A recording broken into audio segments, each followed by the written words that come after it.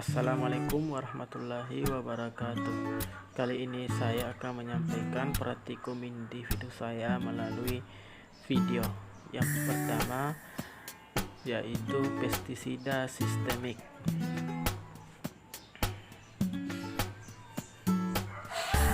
Prosedur praktikum yaitu ada 4. Yang pertama menyediakan 4 buah gelas, memasukkan air, memasukkan bibit, dan proses pengamatan. Berdasarkan hasil praktikum yang kita lakukan, bisa kita perhatikan dari 4 gelas tersebut, 3 gelas diantaranya yang telah diisi pewarna makanan. Padi dan pipet tersebut berubah warna. Hal ini diakibatkan oleh pewarna yang kita larutkan ke dalam air sehingga dapat menembus benda ataupun batang tanaman tersebut melalui akar.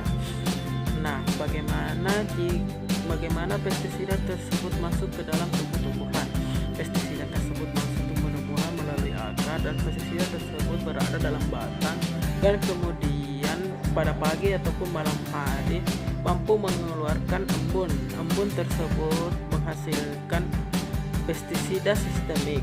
Pestisida sistemik yang dikebaskan oleh cairan yang berada di dalam gelas tersebut, sehingga apabila ada serangga maupun musuh alami, itu dapat membuat musuh alami tersebut mati, sehingga tanaman tersebut dapat berbahaya pada manusia karena pestisida tersebut dapat menempel di bagian tubuh manusia apabila manusia berjalan di pinggir sawah pada pagi hari.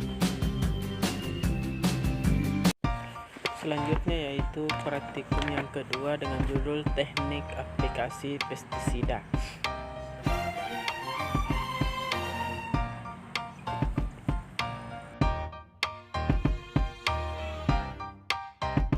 Berdasarkan hasil praktikum, terdapat warna merah pada baju dan tangan. Hal ini disebabkan karena tidak mengikuti anjuran yang digunakan sebelum melakukan penyemprotan.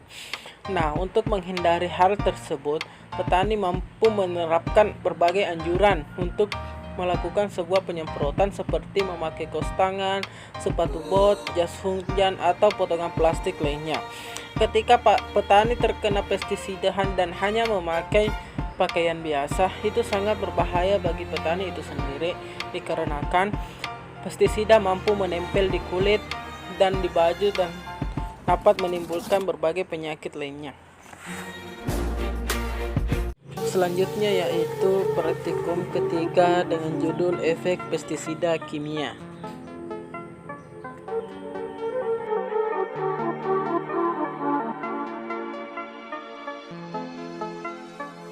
Berdasarkan hasil praktikum, pada perlakuan P1, P2, P3, ikan yang berada di dalam perlakuan tersebut pada menit 45 sudah mati. Nah, ketika ikan tersebut dibedah, ternyata pada perlakuan P1, P2, P3, organ tubuh yang ada di dalam ikan, terutamanya insan, itu hitam. Dan sedangkan pada ikan yang berada di wadah tanpa perlakuan itu masih normal, tidak terjadi apa-apa. Gejala ikan tersebut sebelum mati yaitu ikan tersebut merasa tidak nyaman di dalam wadah tersebut. Ikan tersebut selalu bergerak tanpa henti sampai ikan tersebut mati. Hal demikian juga terjadi pada petani jika petani tersebut terpapar pestisida. Petani mampu menimbulkan gejala mual-mual, pusing, bahkan pingsan. Dan apabila perlakuan pestisida terus diberlakukan ke lingkungan, bukan hanya lingkungan sekitar yang dapat dirusak, melainkan dapat menimbulkan kematian pada petani jika petani tidak mampu membaca aturan yang dianjurkan saat menggunakan pestisida kimia tersebut.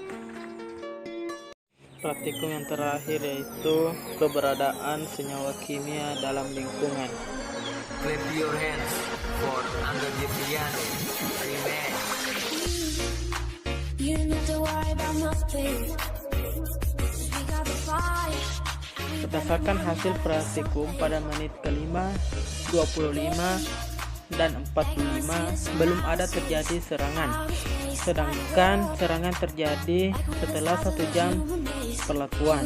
Ikan yang berada di dalam wadah tersebut sudah tidak nyaman dan mulai terus bergerak sampai ikan tersebut mati. Kematian ikan diakibatkan oleh pestisida kimia. Meskipun pestisida kimia melalui berbagai tahapan media, pestisida kimia tersebut tetap berpengaruh terhadap tingkat kematian hewan. Jika penggunaan pestisida kimia dilakukan secara terus-menerus di lingkungan sekitar, pestisida kimia bukan hanya merusak struktur lapisan yang ada dalam tanah, tetapi juga berbahaya pada hewan, tumbuhan, ataupun manusia jika keberadaan pestisida kimia terus berada pada lingkungan sekitar. Itulah penjelasan singkat tentang praktikum yang saya kerjakan. Lebih dan kurangnya ikhlas dimaafkan. Billahi fisabilil haq, fastabiqul khairat. Assalamualaikum warahmatullahi wabarakatuh.